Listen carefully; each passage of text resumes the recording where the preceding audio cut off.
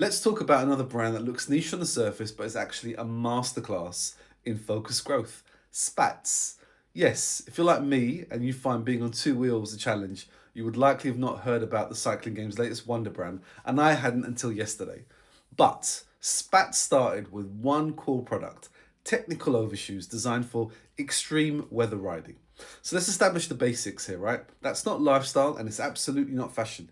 It's pure performance. And that kind of organizational focus matters because cycling is one of the most equipment driven sports in the world, ironically.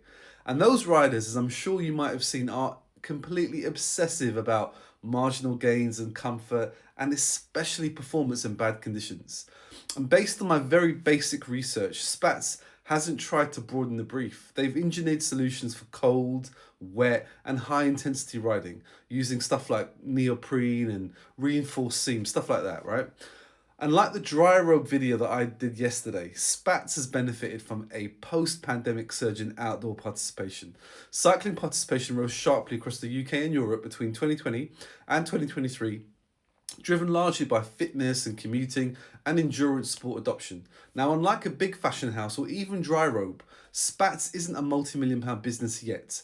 I could only search publicly filed accounts, and that showed that the company's turnover is at around £445,000 with a very small team behind it. So, at least right now, this isn't about chasing scale. It's pretty clear it's about expertise and community trust. And that's exactly where niche brands find traction. They can only exist by staying tightly anchored to serious style cyclists and harsh conditions and premium utility.